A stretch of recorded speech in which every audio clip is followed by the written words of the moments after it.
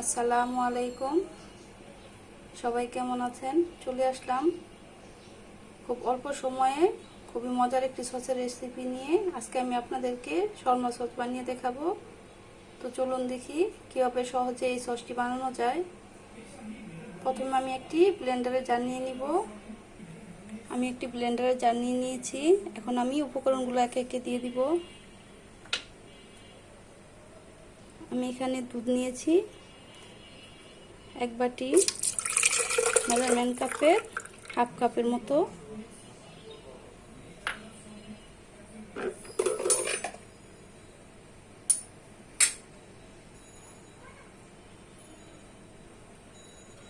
এখন আমি সয়াবিন তেল দিয়ে দিব। দুধ যতটুকু নেবেন এর ডাবল তেল দিবেন, তাহলে সসটা অনেক ভালো হবে। এখানে আমি চিলি ফ্লেক্স নিয়েছি। আমি আধা ঘন্টা আগে চিলি ফ্লেক্সটি ভিজিয়ে নিয়েছিলাম, 1 চা চামচের মতো দিয়ে দিব।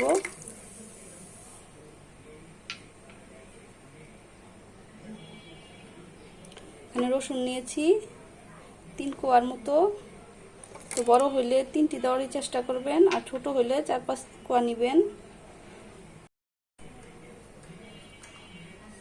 এখানে আমি 1 টেবিল চামচ তিল নিয়েছি। তিলটাকে আমি হালকা ভেজে নিয়েছি, দিয়ে দিব।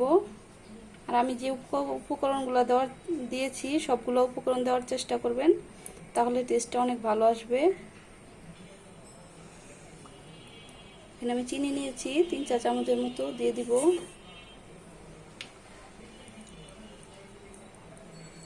সরিষা বাটা, সাদা সরিষা বাটা নিয়েছি 1 টেবিল চামচ, দিয়ে দিব।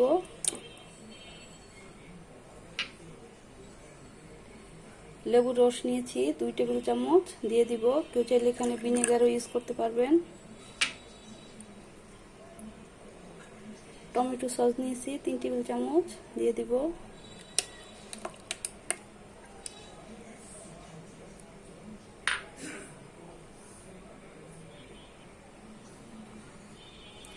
লবণ নিয়েছি 1 চা চামচ, চা চামচের, দিয়ে দিব।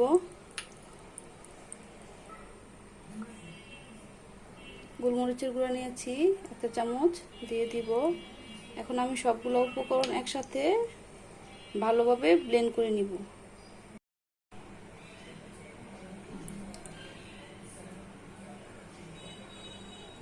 আমি ভালোভাবে ব্লেন্ড করে নিচ্ছি।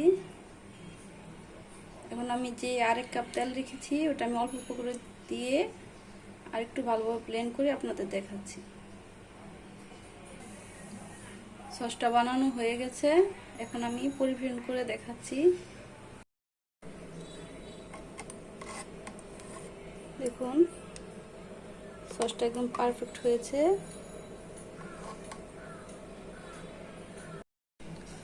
সস বানানো শেষ, দেখুন তো গ্রেভি হয়েছে। তো এই সসের রেসিপি যদি আপনাদের কাছে ভালো লাগে, আপনারা এভাবে বানিয়ে খেয়ে দেখবেন।